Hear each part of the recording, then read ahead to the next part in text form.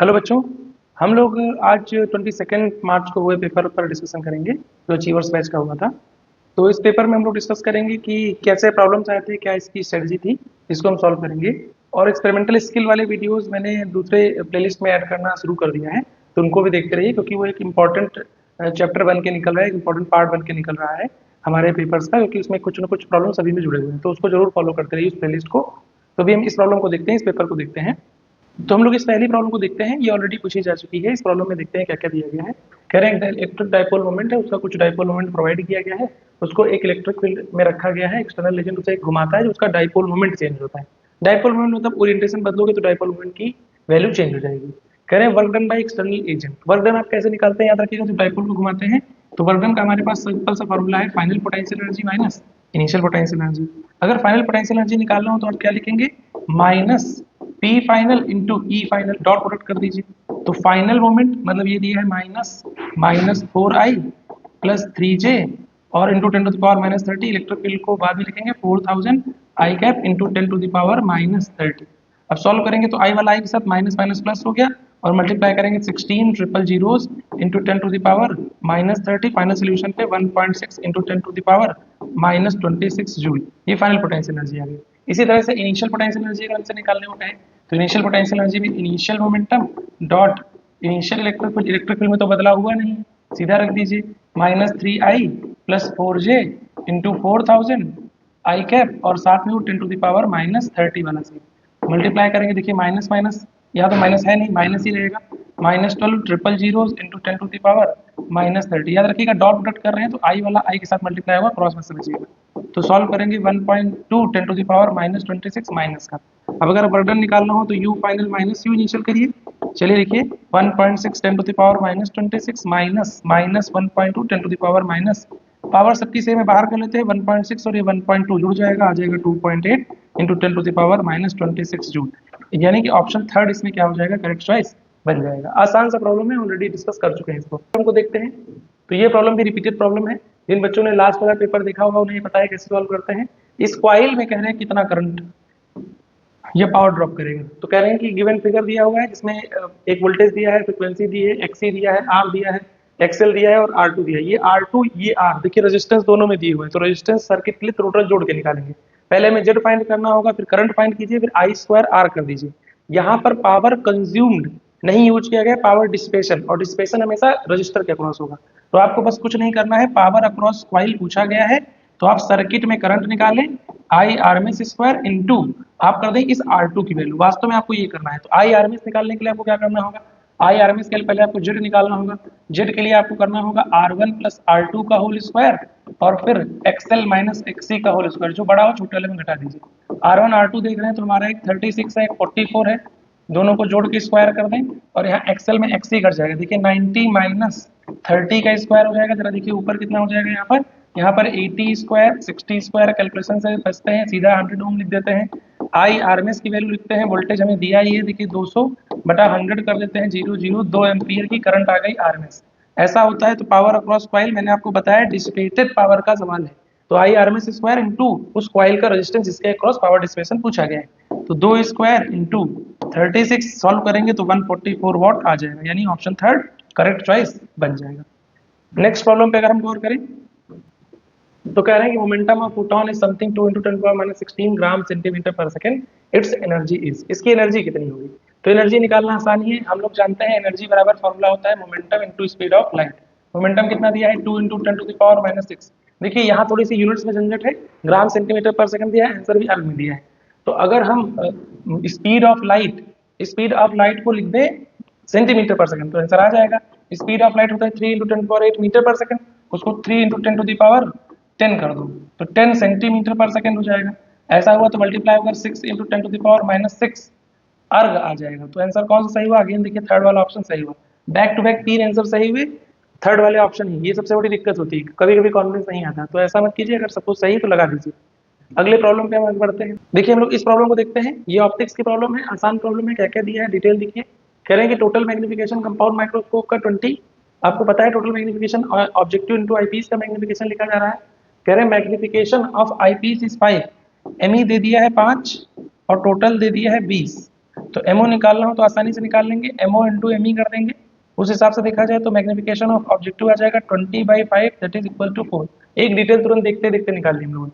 कह रहे हैं when the microscope is focused at certain object distance between objective and eyepiece 14 centimetre दिया है। तो डिस्टेंस का फॉर्मूला क्या लिखते हो, VO plus AP is equal to 14। याद है ना लेंथ लिखने के लिए। अब कह रहे हैं क्योंकि फाइनल इमेज इन्फिनिटी पर बना है इसलिए वीओ प्लस एपी यूज किया है। अब कह रहे हैं कि focal length of objective and eyepiece FO FE निकालना है, फाइनल इमेज इन्फिनिटी पर बन रही है।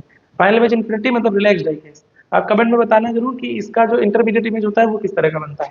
अब अगर हम सॉल्व करें तो इसको कैसे सॉल्व करेंगे जरा देखिए। हमें दिया है एफपी, एफई पहले पूछा गया है और मैग्निफिकेशन टू टू आईपीस दिया हुआ है, इसको हम लिख देंगे डी बाई एफई। हमें पता है रिलैक्स्ड आई में डी बाई एफई लग जाता है। तो एफ एमई आपको कितना दे दिया है 5, डी दिया है 20। तो एफई की वैल्यू देखिए 5 आ गया, एफई खुद हमारा आ गया 20/5 दैट इज 4। तो आईपी जो फोकल लेंथ ऑफ आईपीस है वो आपका 4। देखिए एफई की वैल्यू 4 सेंटीमीटर आ गई तो वीओ की वैल्यू कितनी हो जाएगी, वीओ हो जाएगा 14 - 4 दैट इज 10 सेंटीमीटर। अगर वीओ 10 आ गया है तो magnification of objective VO by UO के अकॉर्डिंग जो हमारा यूओ होगा उसकी वैल्यू क्या होगी, UO is the nothing but VO by MO. MO की वैल्यू देखिए 4 है और ये वाली भी 10 है, 10/4 2.5 सेंटीमीटर। हमें वीओ पता है, यूओ पता है, एफ की वैल्यू निकालना कोई बहुत बड़ा चैलेंजिंग टास्क होगा नहीं। क्या कर देंगे बताइए जरा हम करेंगे U V divide by U minus V. Solve करते हैं सबको। यू कितना दिया है बताइए -2.5, यू कितना दिया है 10, यू फिर हमारा दे दिया है -2.5 और यू हो गया 10। सबको सिंप्लीफाई करते हैं, रिजल्ट आ जाएगा कितना हमारा 25/12.5 2 सेंटीमीटर। तो हमारा आंसर क्या आ जाएगा 2 सेंटीमीटर और 4 सेंटीमीटर।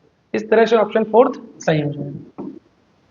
इस प्रॉब्लम को हम लोग देखते हैं। चलो कह रहे हैं साइक्लिक प्रोसेस है, 1 मोल आइडियल गैस यूज किया गया है, work done in A B B C and C A part. A B और बी सी और सी ए पार्ट में वर्क डन निकालना है। तो ए बी आपका कौन सा है आइसोकोरिक, उसमें तो वर्क डन 0 हो जाएगा। तो ए बी देखिएगा आइसोकोरिक, वॉल्यूम कॉन्स्टेंट, खत्म कहानी 0। तो 0 ए बी पार्ट में 3 ऑप्शनों में 2 एलिमिनेट हो गया, पहले ही खत्म कर दीजिए। अब कह रहे हैं अगले वाले ऑप्शन में चलते हैं। तो अगले में देखिए R2ln V1/V2 R2ln V2/V1 R2ln V2/V1 और ये R T1 - T2 और R T2 - T1 है। तो T1 - T2 T2 - T1 देखना है और V2/V1 और V1/V2 देखना है। तो पता ये तो पक्का हो गया कि फॉर्मेट कुछ ऐसे ही बनना है। तो हम देखते हैं, कह रहे हैं कि जो हमारा प्रोसेस BC है, B से C वो कौन सा है आइसोथर्मल। अब आइसोथर्मल है तो उस सिचुएशन में क्या हो जाना है, आइसोथर्मल है 1 मोल ऑफ गैस है। तो आइसोथर्मल प्रोसेस में यहाँ पर देखिए टेम्परेचर पर वॉल्यूम बढ़ रहा है। तो जब वॉल्यूम बढ़ता है तो वर्क डन का फॉर्मूला क्या होता है, वर्क डन पहले लिख लेते हैं, AB के लिए 0 हो गया, work done for BC process वो हो जाएगा NRT ln V final by V initial. V final by V initial करेंगे तो देखिए NRT2 ln V फाइनल है V2/V1। तो V2/V1 मतलब थर्ड या फोर्थ में से कुछ हो सकता है। अब आखिरी वाले प्रोसेस को चुनना होगा, वो कह रहे हैं C2A प्रोसेस। C2A प्रोसेस देखिए कौन सा हमें दिख रहा है WC2A। तो C2A सिंपल सा प्रोसेस है। देखिए C से A वॉल्यूम आपका क्या हो रहा है, टेम्परेचर T2 से T1 हो रहा है, वॉल्यूम V2 से V1, वॉल्यूम भी घट रहा है टेम्परेचर भी घट रहा है। अच्छा ओरिजिन से पास कर रहा है तो ऐसा ग्राफ कौन सा हो सकता है, याद रखिएगा आइसोबैरिक। तो आइसोबैरिकली कंप्रेस हो रहा है तो उस सिचुएशन में वर्क डन क्या हो जाएगा बताइए P delta V। P delta V को NR डेल्टा T भी लिखा जाता है। आपको टेम्परेचर डिफरेंस पता ही है क्या है 1 है, R है, डेल्टा T मतलब T final minus T initial. आ कहाँ रहे हो C से A आ रहे हो तो T1 - T2 हो जाना चाहिए। तो WC2A क्या हो जाएगा बताइए R T1 - T2। T1 - T2 मतलब थर्ड ऑप्शन इसमें भी क्या हो जाएगा करेक्ट हो जाएगा। हर एक प्रोसेस के लिए अलग अलग सोल्यूशन बनाना। इस प्रॉब्लम को हम लोग देखते हैं। ये प्रॉब्लम थर्मल कंडक्शन की है, प्रॉब्लम बहुत इजी है। आप चाहे तो इसमें हीट कंडक्शन वाला फार्मूला यूज कर सकते हैं, चाहे तो जंक्शन का डायरेक्ट फार्मूला यूज कर सकते हैं, जिसमें कंफर्टेबल हो आप इस्तेमाल कर सकते हैं। हम सीधा फार्मूला यूज करते हैं। हमारे पास फार्मूला है K1A1 θ1/L1 plus K2A2 θ2/L2 divide by K1A1/L1 plus K2A2/L2। अब देखिए K की वैल्यू एरिया सबका सेम है, एरिया सबका सेम है तो एरिया को कैंसिल आउट करते हैं, कॉमन लेके एरिया कैंसिल आउट हो गया। के की बात करें तो पहला के है और उसका टेम्परेचर इस एंड का टेम्परेचर देखिए 0 है और आसान हो गया, ये टर्म ही गायब हो गया। प्लस दूसरा K2 देखते हैं 3K है, उस एंड का टेम्परेचर देखिए 100 है और उस वाले की लंबाई देखिए 2 है। यहाँ लंबाई कुछ भी हो क्या फर्क पड़ता है, नीचे फर्क पड़ेगा। यहाँ K है डिवाइड बाई 1 है, यहाँ पर देखेंगे तो K2/L है, तो K2 देखिए 3K है और L हमारा 2 है। तो ऊपर वाला टर्म ही खत्म हो गया, ऊपर सॉल्व करेंगे तो देखिए 300/2 ऑफ K आ गया और इसको सॉल्व करने पर आ गया आपका 1 + 5K/2। सिंप्लीफाई करें, 2 से 2 खत्म करें, K से K खत्म करें, आंसर आ गया 60 degree. That means third option इसका भी करेक्ट हो जाता है। तो इस तरह से कंडक्शन की प्रॉब्लम है, आप हीट पहले वाले से और दूसरे वाले से भी हीट बराबर करके सोल्यूशन बना सकते हैं, कोई दिक्कत नहीं है। इस प्रॉब्लम की बात करते हैं तो ये देखिए कैपेसिटर की सिंपल सी प्रॉब्लम है। कह रहा है कि कैपेसिटर को जब हमने क्या किया है, कुछ डाइलेक्ट्रिक डाला गया है जिसकी थिकनेस हमें दे दी गई है, तो अब कह रहे हैं कि उसकी कैपेसिटी 7/6 टाइम्स हो जा रही है, तो आपको वो बताना है कि इसका डाइलेक्ट्रिक कांस्टेंट कितना है। तो इसके लिए तुम्हारे पास सीधा फॉर्मूला है कि कितना स्लैब डाला गया है, कह रहे हैं स्लैब की थिकनेस क्या दी गई है। कैपेसिटर का फॉर्मूला याद कीजिए क्या होता है, epsilon not A D minus T plus T by के। सब कुछ हमें दिया ही है। देखिए एप्सिलॉन नॉट ए है डी माइनस टी। अब डी माइनस टी की जगह लिखा जाए तो सीधा देखिए जो थिकनेस है वो घटा दीजिए डी में, तो वो डी/3 आ जाएगा। याद रखिएगा ये डी माइनस टी का पूरा टर्म है, फिर जो थिकनेस है वो 2d/3 है, और उसमें डाइलेक्ट्रिक कांस्टेंट वो हमने के ऐड कर दिया है।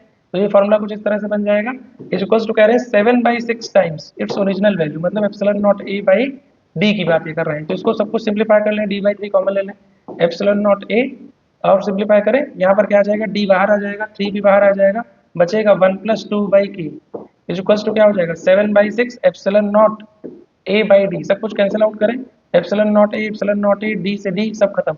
अब यहाँ पर जो हमारे पास बचता है उसको बराबर कर देते हैं, 3 ऊपर भेजते हैं, 3 divide by 1 + 2/k is equals to 7/6 cross multiply 18 is equals to 7 + 14/k इधर उधर भेजते हैं, 14 इस 7 को इधर भेज देते हैं, 18 - 7 इज इक्वल्स टू 14/k।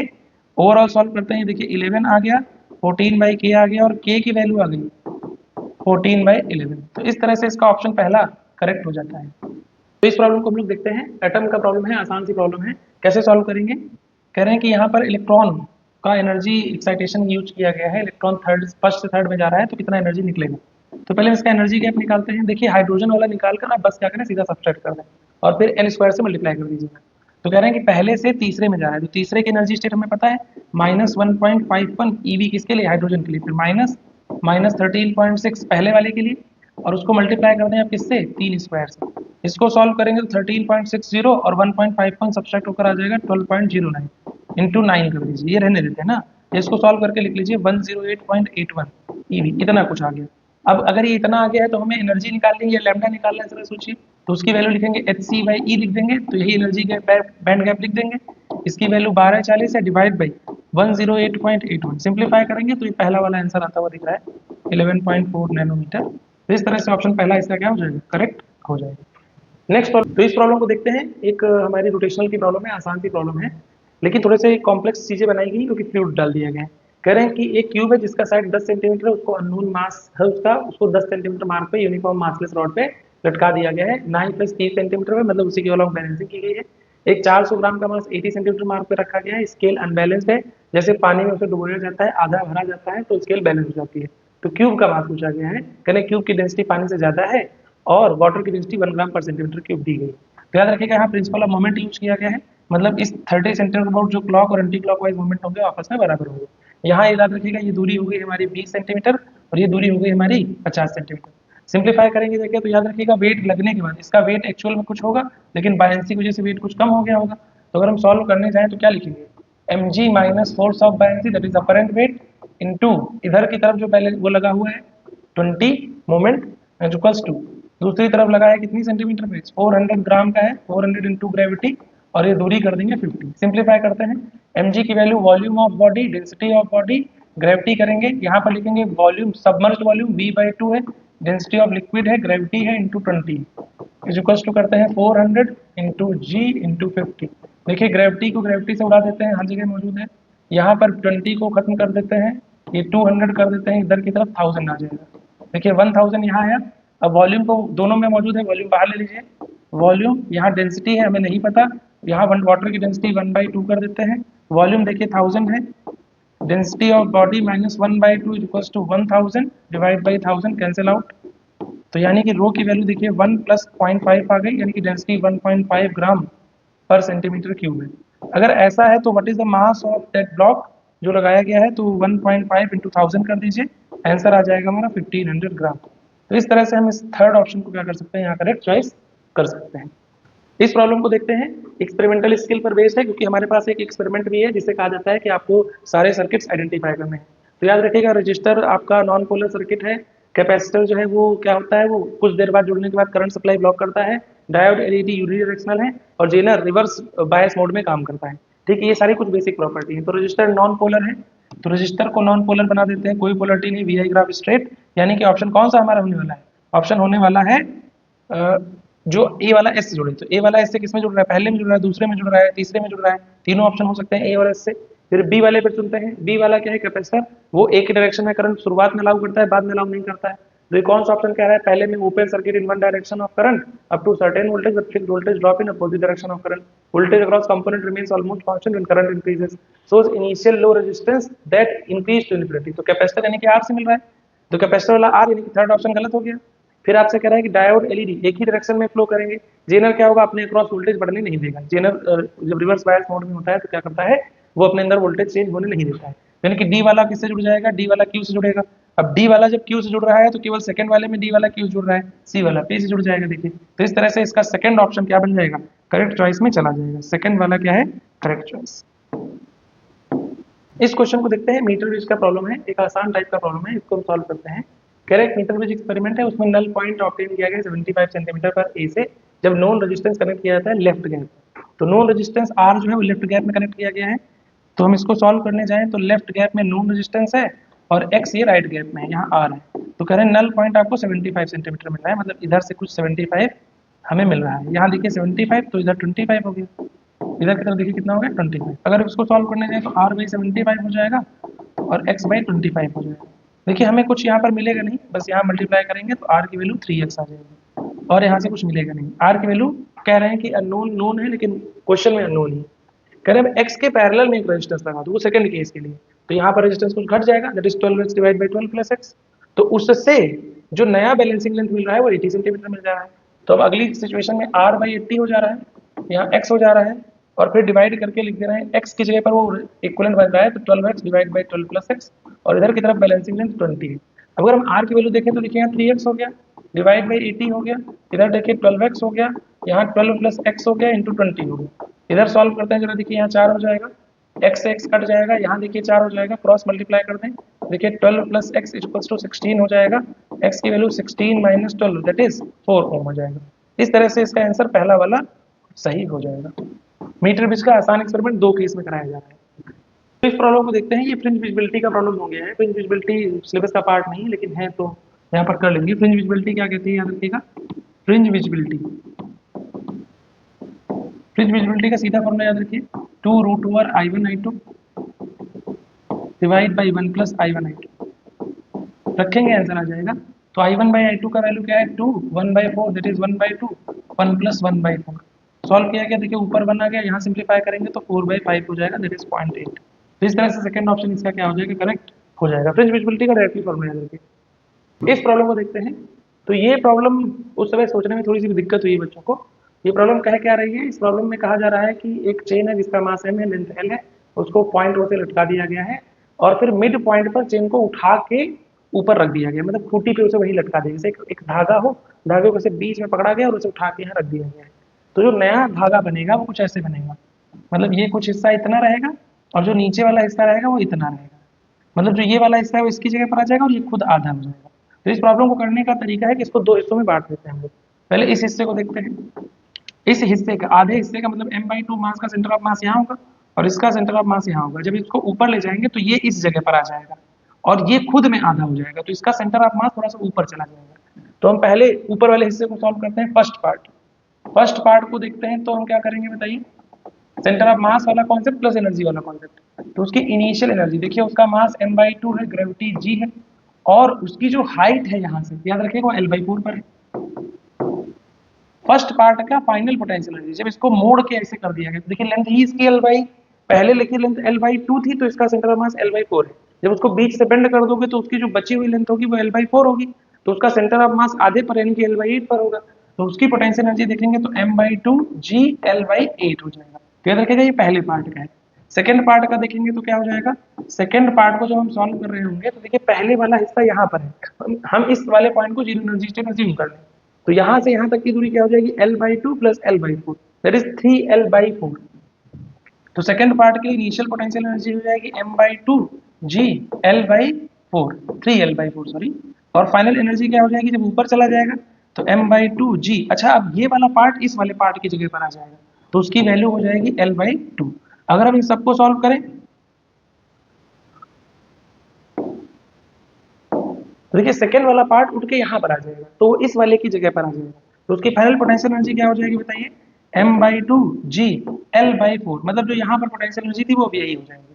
अब देखिए इनिशियल फाइनल सबकी पता हो गई, तो इनिशियल इनिशियल से जोड़ दें, फाइनल फाइनल से जोड़ दें, दोनों को घटा दें। तो देखा जाए तो वर्क डन जब निकालोगे तो u total final minus u initial सबको निकाल के जोड़िए। तो ये जोड़ दीजिए और इसको इसको जोड़ दीजिए, तो हमें फाइनल आंसर जो मिलेगा वो मिलेगा 5 mgl/16। 5 mgl/16 एक बार सॉल्व करके रखिएगा, इसको याद रखिएगा, इसके साथ जोड़ेंगे, इसको इसके साथ जोड़ेंगे, फिर आपस में सबको क्या करेंगे, सब्सट्रैक्ट कर देंगे, आंसर आ जाएगा थर्ड वाला।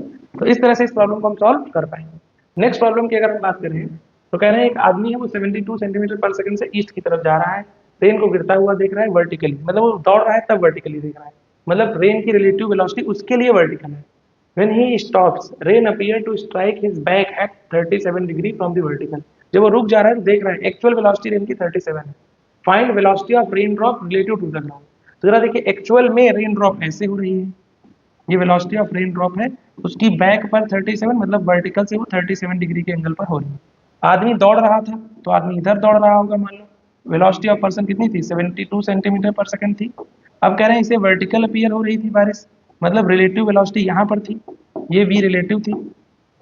तो हम जानते हैं कि ऐसा तभी हो पाता है जब रेन का जो हॉरिजॉन्टल कंपोनेंट हो और पर्सन की जो वेलोसिटी हो वो आपस में बराबर हो, उसमें कुछ करना ही नहीं होता है। तो वी आर साइन 37 की वैल्यू किसके बराबर हो जाए, बस ये 72 के बराबर हो जाए तभी ऐसा होता है।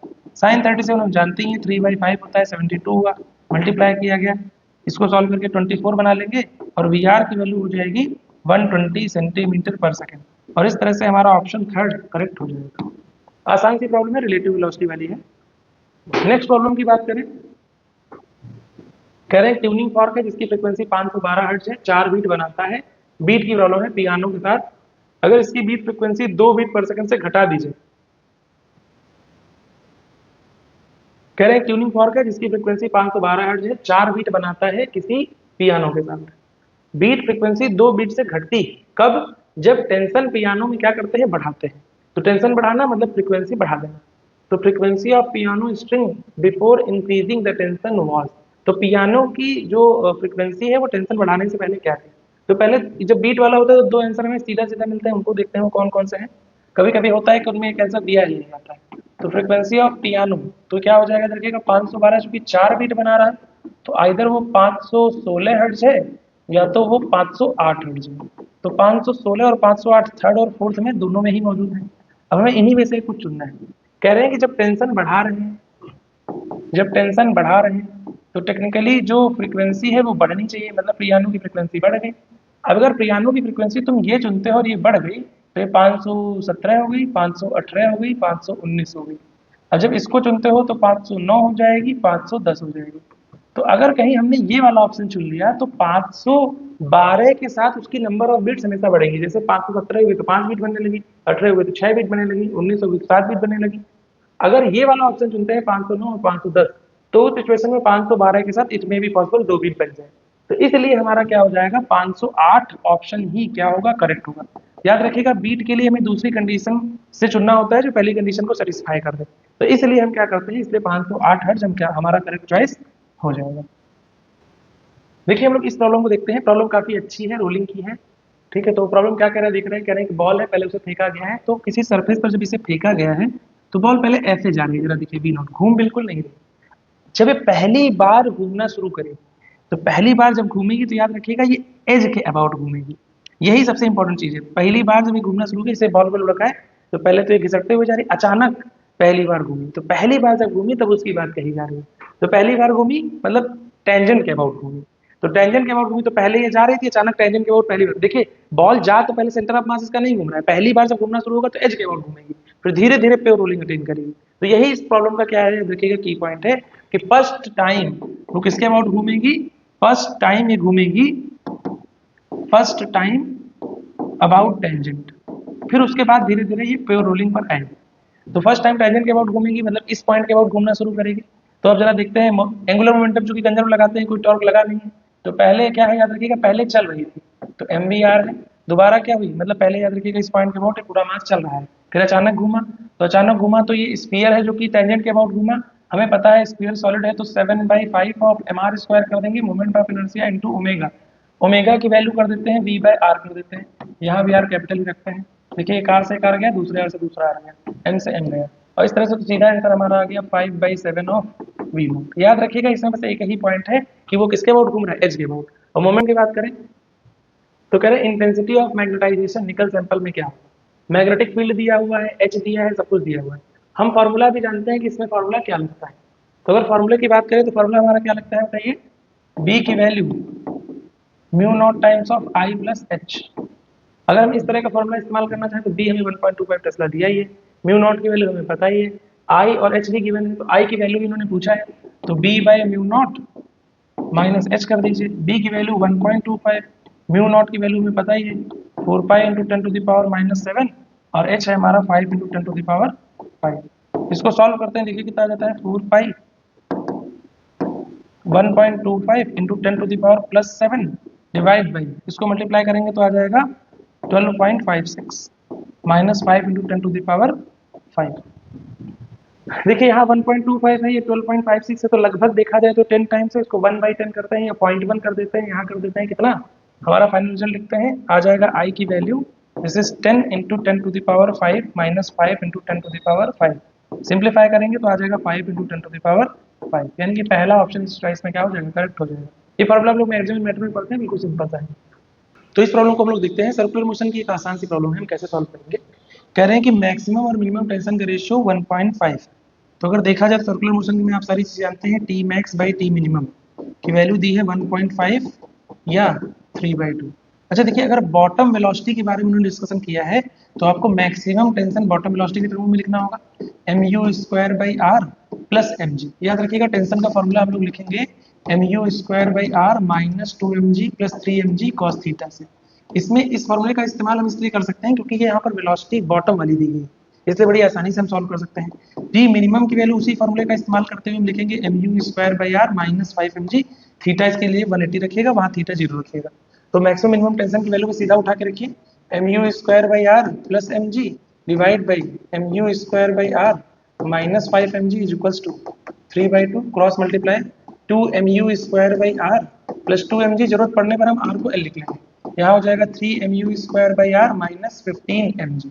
अब जरा देखिए m सब में है, कॉमन लेके कट कर दिया गया। अब जरा देखिए r को सिंप्लीफाई कर लें, r को चाहे एलसीएम में भेज दें, चाहे तो सीधा सीधा इधर उधर कर लें, यहाँ 15mg है, यहाँ 2mg है। अब याद रखिएगा जब ये इधर की तरफ आएगा तो क्या हो जाएगा, ये हो जाएगा 17g इज इक्वल्स टू हो जाएगा u²/r। तो u² की वैल्यू देखिए 17gr हो जाएगी या 17gl हो जाएगी, रूट लगाएंगे तो 17gl will be our value bottom point पर। बॉटम पॉइंट पर वेलोसिटी की टर्मों में सीधा एक्सप्रेशन रख के आप क्या कर सकते हैं, आंसर बना सकते हैं। बात करें तो कहने एक रॉकेट है जिसका मास 6000 है, उसको वर्टिकल फायरिंग के लिए सेट किया गया है, इसकी रिलेटिव एग्जॉस्ट स्पीड 1 किलोमीटर पर सेकंड दी गई है। तो वी रिलेटिव दे दी गई है 1000 मीटर पर सेकंड या 1 किलोमीटर पर second. How much gas be ejected per second to give the rocket an upward acceleration. A upward कितना दिया है 20 मीटर पर सेकंड स्क्वायर। याद रखिएगा 20 मीटर पर सेकंड स्क्वायर का नेट एक्सेलरेशन है, और जब रॉकेट उड़ता है तो याद रखिएगा उसका नेट फोर्स कैसे लिखा जाता है, एफ नेट लिखा जाता है ma प्लस mg, क्योंकि रॉकेट को उठाए रखने के लिए mg चाहिए और फिर उसके बाद जो एक्स्ट्रा फोर्स मिलेगा उससे ऊपर की तरफ जाएगा। तो नेट फोर्स को v dm/dt कर देते हैं, v dm/dt। रॉकेट वाली बहुत प्रॉब्लम है, बहुत आसान सी प्रॉब्लम है, याद रखिएगा। मास इसका हमें दे दिया है 6000, मास दोनों में है, एक्सेलरेशन दिया है 20, ग्रेविटी दिया है 10, और dm/dt यहाँ 1000 दे दिया है, सब कुछ आसान है। dm/dt की वैल्यू पूछी गई है, जरा देखिए 6000 में 1000 के जीरोस कट कर दीजिए, 3 जीरोस खत्म, और यहाँ हो जाएगा इंटू 30 मल्टीप्लाई किया गया तो dm/dt का आंसर आ गया 180 kg पर मीटर, 180 kg पर सेकंड। दिस इज 180 kg पर second, that means fourth option क्या हो जाएगा, करेक्ट हो जाएगा। नेक्स्ट, ये भी तो आसान प्रॉब्लम दिख रहा है। एक पार्टिकल है जिसका मास m है, चार्ज q है, स्प्लिट किया गया है, पोटेंशियल डिफरेंस v से किसी रीजन में निकलता है। Uniform transverse magnetic field b in a direction perpendicular to boundary, d is the thickness of region, angle theta through which particle deviates from initial direction on leaving the region is। तो हम एक बात जानते हैं कि जब जरा देखिए कोई पार्टिकल किसी मैग्नेटिक फील्ड में जाता है, मान लेते हैं magnetic field into plane of paper है, इतना उसकी चौड़ाई है, और अगर मैग्नेटिक फील्ड इतना वो पूरा ना हो जिससे उसको घुमा सके, तो क्या करेगा, वो इस तरह के ट्रेजेक्टरी में बाहर निकल जाएगा। तो यहाँ से मान लेते हैं वो निकल रहा है, मान लेते हैं वो थीटा एंगल पर हॉरिजॉन्टल के साथ निकल रहा है, यही थीटा एंगल पूछा जाता है।